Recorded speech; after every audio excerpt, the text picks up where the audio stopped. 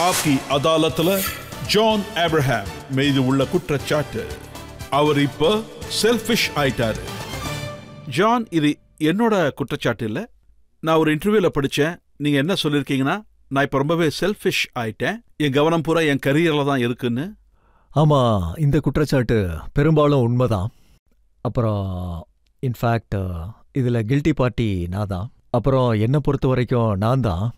எப்பவும் இது மாதிரி நடந்திருக்கு. ஃபேமிலிக்காக என்கிட்ட டைம் இல்லை. Because I am obsessed with my career. நான் ரொம்ப அப்சஸ்ட் ஆயிட்டேன். நான் எந்த படம் பண்ணணும், அப்புறம் நான் தினமும் ஸ்கிரிப்ட் படிப்பேன், அதுக்கப்புறம் உட்காந்து யோசிப்பேன், அதுக்கப்புறம் ப்ரொடியூசரை மீட் பண்ணுவேன், அதுக்கப்புறம் கரெக்ஷன்ஸ் பண்ணுவேன். நான் தூங்கும்போது 3 மணி ஆயிரும். அப்புறம் 6 மணிக்கு முழிச்சிருவேன். ஐ ஹார்ட்லி ஸ்லீப். அப்புறம் என்னோட ஒர்க்ல கான்சன்ட்ரேட் பண்ணுவேன். நான் பாக்கெட்ல காசு வச்சுக்க மாட்டேன். அப்புறம் இந்த வாட்ச் கூட இந்த ஷோக்காக தான் கட்டிட்டு வந்தேன். ஷோக்காக தான். ஷூ கூட அதுக்காக தான். நான் செப்பல் தான் போடுவேன் எப்பயுமே. So this is the form of dressing. Rajat Sharma ஷோக்கு வரும்போது இந்த மாதிரி ரொம்ப ஃபார்மலா இருக்கணும்ல, அதனால. ஏன்னா உங்களோட ஷோ ரொம்ப நீட்டா இருக்கும், அதனால தான் முழுசா ட்ரெஸ் போட்டிருக்கேன். ஆனா என்னோட பாக்கெட்ல எப்பயுமே பணம் இருக்காது. என் கூட வேலை செய்யறவங்க, சிரஞ்சீவ்னு என்னோட டிரைவர் ஒருத்தர் இருக்காரு, அசிஸ்டன்ட் இருக்காங்க, எல்லாம் ஒன் ஸ்டாப் ஷாப் தான். சிரு எனக்கு ஒரு 10 ரூபா கொடுப்பா, நான் அந்த கார்னேஷனை வாங்க விரும்புறேன் அப்படின்னு. 10 ரூபா கூட நான் அந்த ரோஸ் வாங்கணும். இப்படிதான் என்னோட லைஃப் ஓடிக்கிட்டு இருந்தது. ஸோ கடனை வாங்கி தான் ஒரு சில டைம் நான் ஃப்ளவர்ஸை வாங்குவேன். சல்மானுக்கும் உங்களுக்கும் கத்ரீனாவோட ஃப்ரெண்ட்ஷிப்பால பிரச்சனை ஆயிடுச்சுன்னு கேள்விப்பட்டேன். இல்ல, அப்படியெல்லாம் ஒன்றும் இல்லை. இது உண்மை இல்லை. அப்புறம் நான் இதுவும் சொல்ல விரும்புகிறேன். டெஃபினெட்லி சல்மானுக்கு எனக்கும் பிரச்சனை இருக்கு. ஆனா இன்னைக்கும் எனக்கு அந்த பிரச்சனை என்னன்னே தெரியாது. எங்க டேடும் மாமும் எனக்கு லைஃப்ல இதை தான் சொல்லி கொடுத்துருக்காங்க. கண்ணா, வேலை செய், நல்லா பண்ணு, கிளம்பி வந்துரு. மக்கள் கூட சண்டை போடாத, சண்டை போடுறது உன்னோட வேலையே இல்லை அப்படின்னு.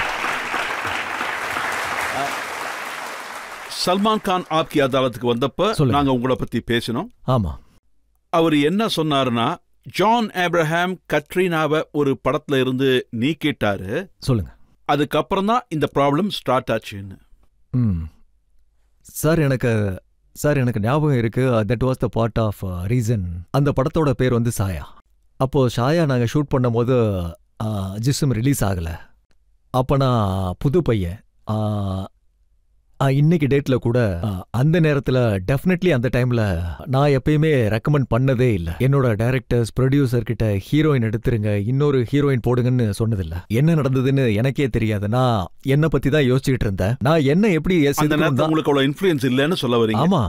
அப்புறம் இன்னைக்கு பவர் அப்படி இருந்தாலும் நான் அப்படி பண்ண மாட்டேன். இந்த ஹீரோயினை ரெக்கமெண்ட் பண்ண மாட்டேன். என் படத்துல இருந்து எந்த ஹீரோயினும் தூக்க மாட்டேன். டைரக்டர் என்ன டிசைட் பண்றாரோ அதுதான் நடக்கும். நான் எதுவும் இல்ல. சோ அந்த டைம்ல என்ன நடந்துச்சுன்னா, கத்ரீனா ஒரு ஷாட்ல இருந்தாங்க.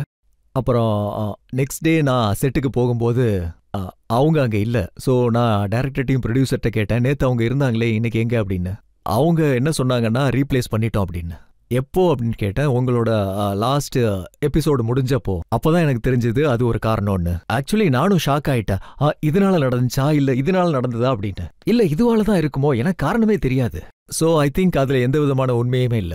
நான் எப்பயும் யாரையும் ரெக்கமெண்ட் பண்ணவே மாட்டேன். டெஃபினெட்லி நான் எல்லாருமே மதிப்பேன். நான் என்ன நினைப்பேன்னா, மத்தவங்களோட வாழ்க்கையில விளையாடக்கூடாதுன்னு. நான் யாரையும் படத்துல இருந்து நீக்க மாட்டேன். அது என்னோட வேலையே இல்ல.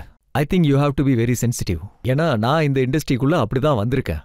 சோ நான் கத்ரீனா இல்ல, வேற யாரா இருந்தாலும் மதிப்பேன். அவங்க இவ்வளவு தூரம் வரதுக்கு எவ்வளவு கஷ்டப்பட்டு வந்திருக்கணும். அது அவ்வளவு ஈஸி இல்ல. அது ரொம்ப கஷ்டமான விஷயம். அப்புறம் ஒரு ஹீரோ எனக்கு இந்த ஹீரோயின் தான் வேணும், இந்த ஹீரோயின் வேண்டாம், அப்படிலாம் நான் என் லைஃப்ல சொன்னதே இல்லை இதுவரைக்கும். சல்மான் இதுவும் சொன்னாரு. நியூயார்க்ல நீங்க அவர் கூட வேலை செய்யும் போது கத்ரீனா அப்ப பெரிய ஸ்டார் ஆயிட்டாங்க.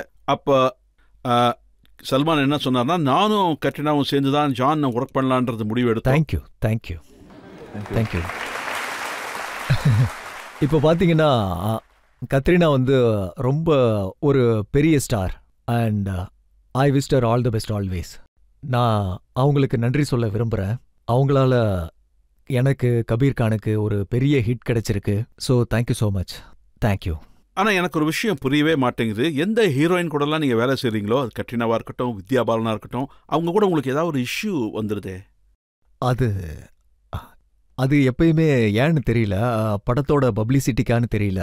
ஆனா எனக்கு புரியல. ஆனா ஒவ்வொரு ஹீரோயினுக்கு பின்னாடியும் ஒரு ரூமர் வந்துகிட்டு தான் இருக்கு. முத படத்துல இருந்து, ஃபர்ஸ்ட் ஃபிலிம்ல இருந்து நீங்க ஆரம்பிச்சிட்டீங்க.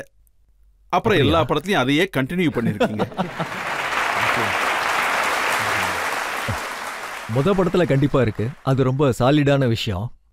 ஆனா அதுக்கப்புறம் எப்பயுமே இல்லை. நான் என்னோட ஒர்க்ல தான் கான்சென்ட்ரேட் பண்ணிட்டு இருப்பேன். வேலை தான் முக்கியம், வேலைக்கு தான் முக்கியத்துவம். ஹீரோயின் யாரா இருந்தாலும் நான் வேலை தான் பார்ப்பேன். கத்ரினா வித்யா இந்த மாதிரிலாம் இல்லை. அப்புறம் நடுவில் ஹீரோ வந்துடுறாங்க. You know sir. மற்றவங்க கல்யாணத்தில் ஆடும்போது கூட நீங்க யோசிச்சதே இல்லையா?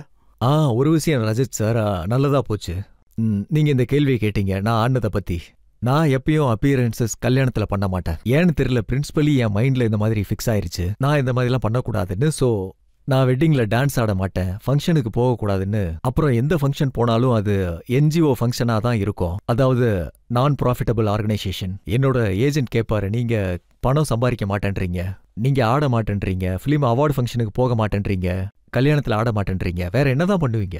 நான் என்ன சொல்லுவேன்னா, என்னோட மெயின் வேலை படத்துல வரது and go for charitable function. ஒருவேளை காலேஜ் ஸ்டூடெண்ட்ஸ் என்ன கூப்பிட்டா நான் காலேஜ் ஃபங்க்ஷனுக்கு போவேன். ஏன்னா காலேஜ் ஸ்டூடெண்ட்ஸ் எனக்கு ரொம்ப பிடிக்கும். ஏன்னா அவங்களோட யோசனை ரொம்ப ப்ராக்ரெசிவா இருக்கும்.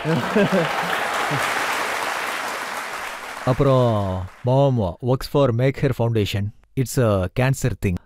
ஸோ ஒரு சில வாட்டி மேக்ஹர் விஷில் இப்படி இருக்கும், அந்த கேன்சர் பசங்களோட ஆசை இப்படி இந்த மாதிரி இருக்கும். அவங்க இந்த ஆர்டிஸ்ட்டை மீட் பண்ண விரும்புவாங்க, இந்த ஆக்ட்ரஸை பார்க்க விரும்புவாங்க. அப்போ யாரும் கிடைக்கலன்னா நானே டெவலப் பண்ணி போவேங்க. அம்மா கால் பண்ணி சொல்லுவாங்க, ஜான் இந்த ஆக்டர் வரல, நீ வந்துரு அப்படின்னு. அப்போ நான் போவேன் ஃபோட்டோ எடுக்கிறதுக்கு, பிகாஸ் ஐ லைக் தட்.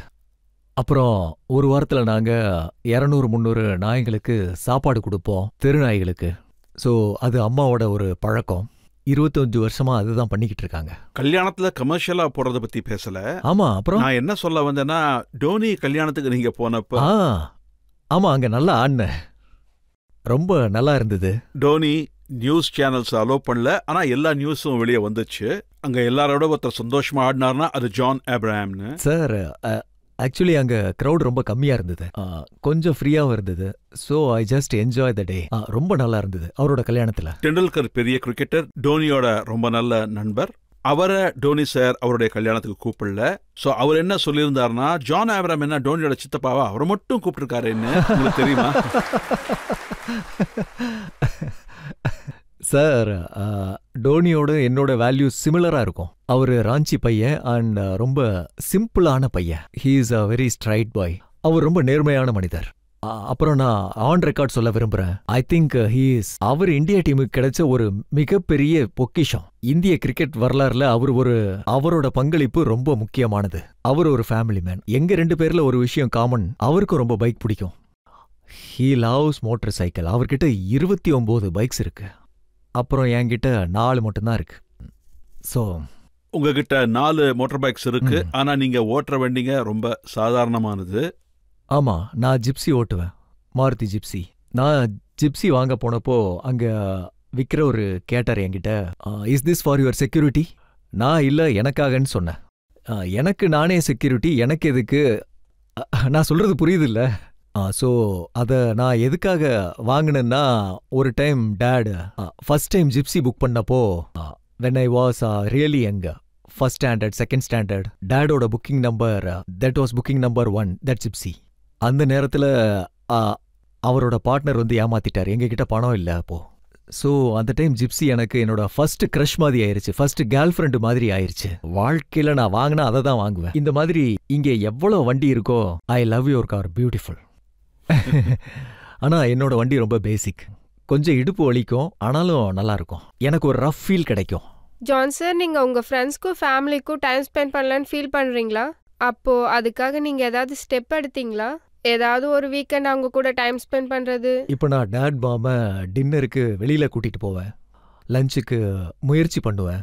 ஆனா எங்க பேரண்ட்ஸ் எவ்வளோ சிம்பிள் மைண்டட்னா, எங்க அப்பாவுக்கு ஒரு வண்டி கொடுத்தேன் பர்த்டேக்கு, அது ஹோண்டா சிவிக். ஆனா இப்ப கூட எங்க அப்பா பஸ்ல தான் போவாரு, அம்மா ட்ரெயின்ல போவாங்க, அப்புறம் அண்ணன் ஆட்டோ ரிக்ஷால. பெரும்பாலும் நான் பக்கத்துல போகும்போது இல்லை ஜிம்முக்கு போகும்போது I will take the auto rickshaw. So நாங்க ரொம்ப ரொம்ப பேசிக்காக தான் டிராவல் பண்ணுவோம். நாங்க எங்களோட லைஃப் ஸ்டைலை சேஞ்ச் பண்ணிக்க விரும்பவே இல்லை. இதுக்கு முன்னாடி நாங்க எப்படி இருந்தோமோ ஆஸ் எ ஃபேமிலி நாங்க அதே மாதிரி தான் இருக்க விரும்புறோம். அண்ட் இனிமேலும் அப்படிதான் இருப்போம். ஆடம்பரமா வாழ நாங்க விரும்பவே இல்லை. எப்பவும் அதே மாதிரி தான் இருப்போம். நீங்க பெரிய ஸ்டார், காசு இருக்கு, ஃபேம் இருக்கு, நல்ல பேர் இருக்கு, பெரிய படங்கள் இருக்கு, கமர்ஷியல் சக்சஸ் இருக்கு. அப்படி இருந்தும் நீங்க சிம்பிள் லைஃப் வாழ்றீங்க. எனக்கு இன்னும் கூட ஞாபகம் இருக்கு. பேங்க் ஆஃப் மகாராஷ்டிரால என் அக்கௌண்ட்ல 550 rupees இருந்தது. 550 ரூபா. நான் இந்த இண்டஸ்ட்ரிக்கு வரும்போது 550 rupees மட்டும்தான் இருந்தது. அப்புறம் அந்த நேரத்தில் என்னோட salary 4800 rupees. And I am talking about 2003 when I came to the industry.